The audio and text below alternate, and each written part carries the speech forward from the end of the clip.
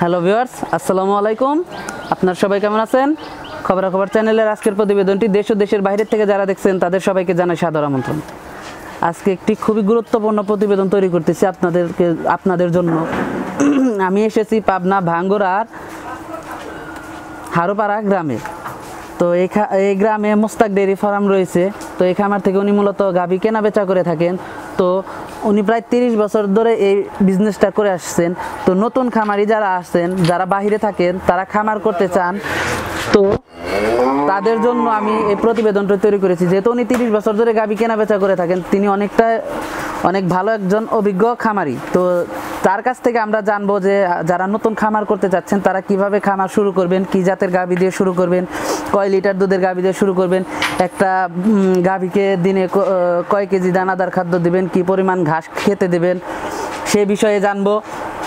গরুকে কিভাবে চিকিৎসা দিবেন সে বিষয়ে জানবো। তো মূলত যারা খামার শুরু করতে চান, যে বেসিক কিছু কাজ রয়েছে যে খামারটা করবেন যে লস হবে না, সেই বিষয়গুলো তার কাছে আমরা জানবো। তো ভিউয়ার্স, চলুন তার কাছ থেকে আমরা সেই বিষয়গুলো জানি, কিভাবে আপনারা খামার শুরু করতে পারেন, খামার শুরু করার আগে কি কাজগুলো করবেন, কিভাবে ঘর তৈরি করবেন, কিভাবে গরু ক্রয় করবেন।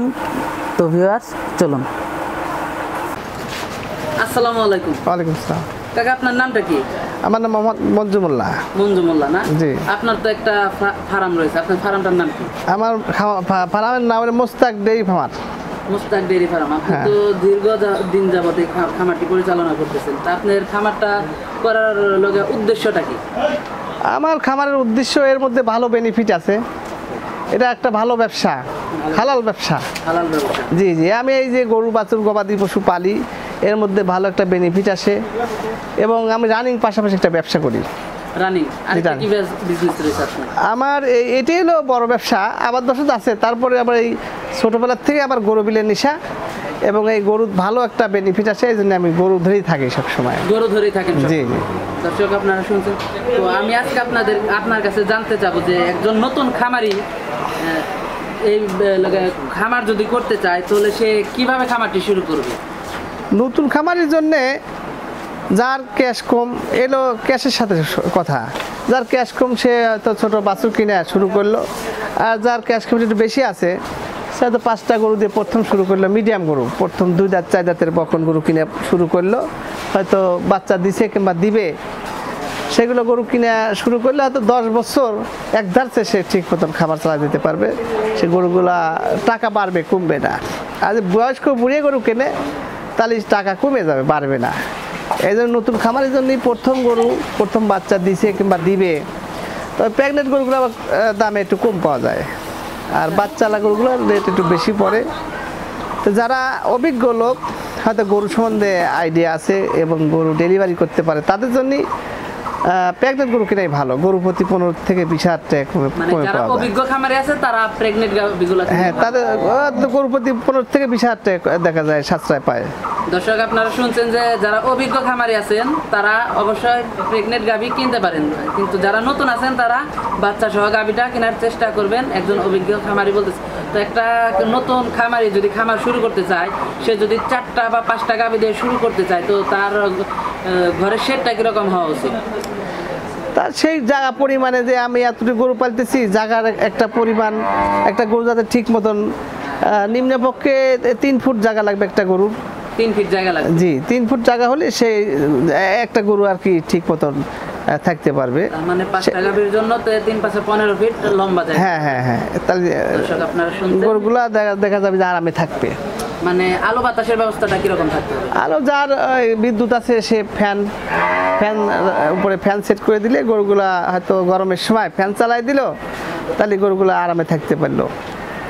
আর যার হয়তো ফ্যান নাই, সে ছায়া জায়গায় রাখতে হবে, তাহলে গরুগুলো খুব সুন্দর থাকবে, ভালো থাকবে।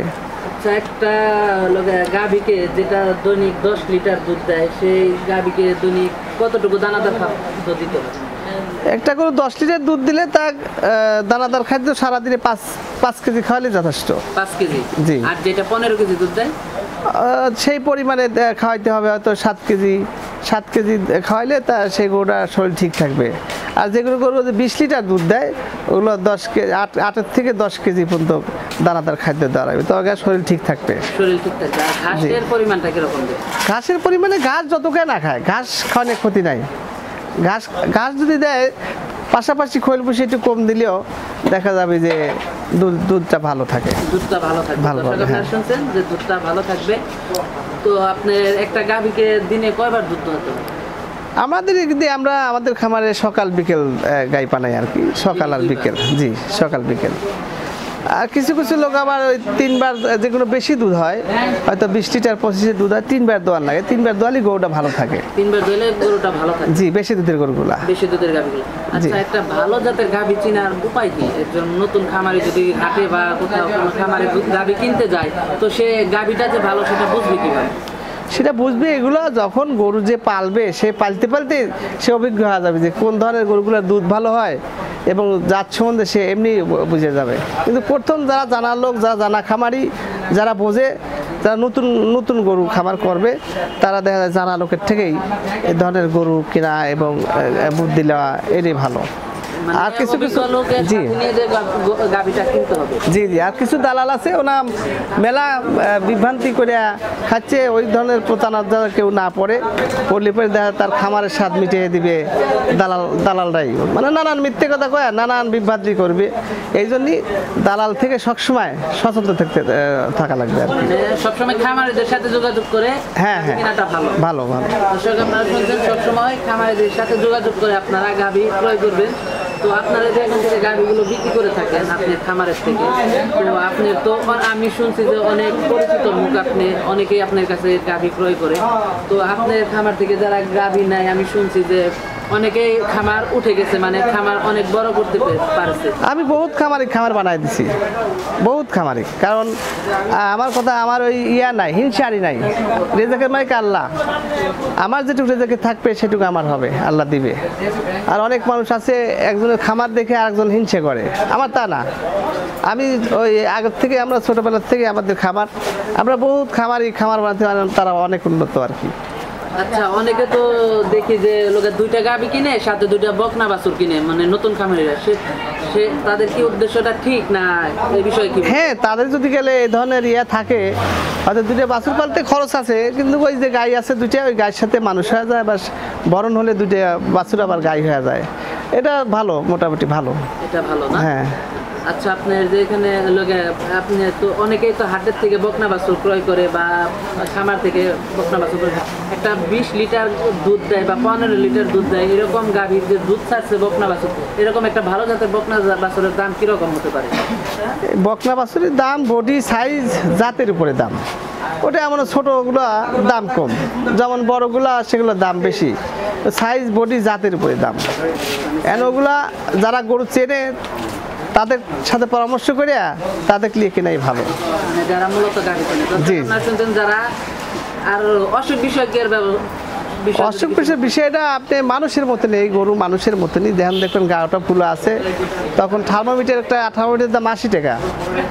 ওই পাশায় দিলি পরে ওই 2 মিনিট রাখলে পরে বোঝা যায় যে তাপ কতটুকু আছে এবং জ্বর আছে কিনা, এবং এটা বোঝা যায় আর কি। মন মরা থাকে তখন ওকে সেভাবে চিকিৎসা দিতে হয়। তো প্রাথমিক যে চিকিৎসাগুলো রয়েছে এগুলোর উপরে যদি কিছু বলতেন, যে প্রাথমিক চিকিৎসা মানে হালকা জ্বর আসলে কি ধরনের ওষুধ খাওয়াতে হয়, বা লোকে মুখে ঘা হলে কিরকম ওষুধ খাওয়াতে হয়, যদি একটু বলতেন। হালকা জ্বর আসলে ফার্স্ট বেড ট্যাবলেট আছে, ফার্স্ট বেড, ওটা খাই যথেষ্ট। যেমন খুরা রোগ 5 মাস পর পরে যে ভ্যাকসিন দিলি পেরে আর এই খুরা রোগটা হয় না। এই জন্যে 5 মাস পর পর এই অ্যাপেন্ডিক্স ভ্যাকসিন দেওয়া এটাই ঠিক। তাহলে আর সবচেয়ে বড় রোগ হলো খুরা রোগ। হ্যাঁ, খুরা রোগের থেকে যে বাঁচে তার খামারে কোনো সমস্যা হয় না।